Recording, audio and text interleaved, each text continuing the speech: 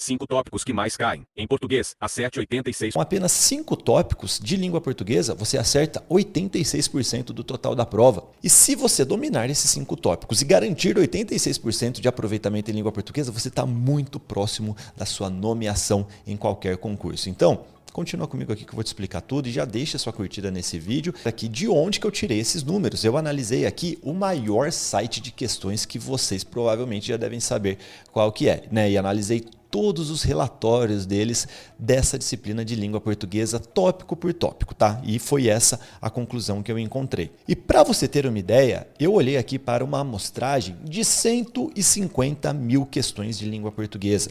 Dessas 150 mil questões, 93 mil foram de interpretação de texto. Isso daqui, gente, corresponde a 62% do total da sua prova. Por isso que eu falo demais o tempo inteiro que quem vai passar no concurso é quem tem a melhor interpretação de texto.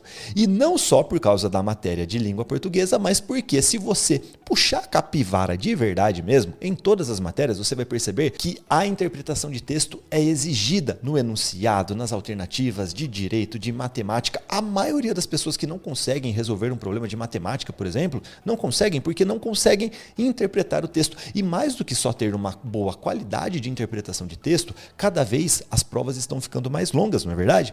Isso daqui exige do candidato não só a qualidade na interpretação de texto, mas também a velocidade. Então, até por isso que eu coloquei, né, no meu livro sobre concursos, Aprovação Ágil, Guia Prático para Aprovação em Concursos, que se eu tivesse que dar um conselho, um único conselho para um concurseiro, seria aprimore a sua interpretação de texto. E a prova está aqui. 62% da prova de português, só interpretação de texto, tá? E agora vamos para o segundo tópico, que é muito importante, só que ele é muito amplo.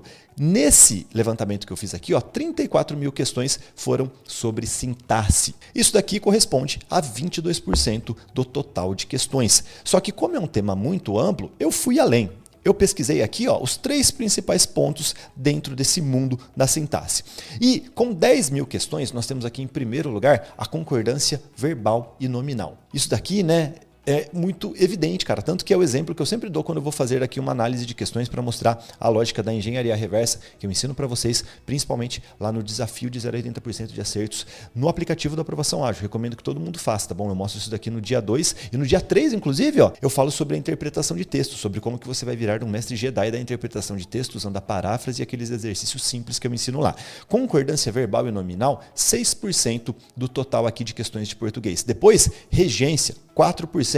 Depois, com 5 mil questões, o uso dos conectivos. Então, se você olhar aqui, ó, nós temos 6 mais 4 mais 4, 14% mais ou menos, só com esses 3 tópicos. Concordância verbal e nominal, regência e também uso dos conectivos. Depois, um outro ponto muito relevante, pontuação. Isso daqui é muito exigido nos concursos públicos, né? Não tem uma prova que não tenha ali uma questãozinha de pontuação. 10 mil questões, no total aqui 6% do total das questões de língua portuguesa. E por fim, crase, com 6 mil questões, que corresponde aqui a mais ou menos 4% do total de questões de língua portuguesa. Ou seja, gente, se você for um mestre Jedi da interpretação de texto, você já garante aqui 62% em língua portuguesa e vai muito bem no resto da prova também. Até porque, com interpretação de texto, você aprende a estudar melhor as matérias, né? Então faz muito sentido você aprimorar sua interpretação de texto. Se você dominar também aqui esses 3 tópicos de sintaxe, concordância verbal e nominal, regência, uso dos conectivos e pontuação e crase, 86% do total da prova está garantido.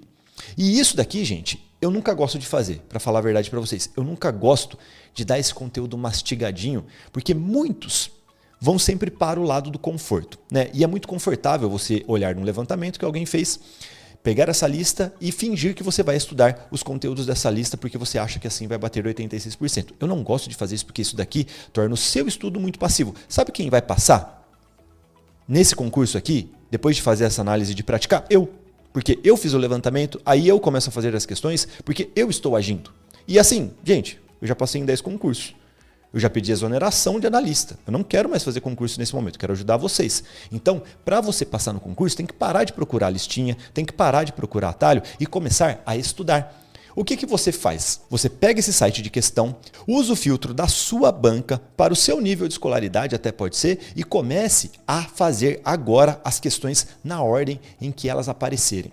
Quando você faz isso, automaticamente você vai perceber esse padrão. Eu nunca tinha puxado esses números na minha vida e se eu tivesse que apostar, eu acertaria aqui praticamente todos esses temas, porque eu fiz tantas milhares de questões que eu sei que esses temas são muito cobrados e o principal, eu estudei esses temas analisando essas questões. Então você tem que parar de procurar listinha, parar de procurar sempre aquele método mais confortável, parar de procurar sempre uma videoaula, como se isso daqui fosse o único recurso para você aprender algum conteúdo e começar a agir mais. Quando você fizer isso, eu tenho certeza que você vai passar voando em qualquer concurso. E eu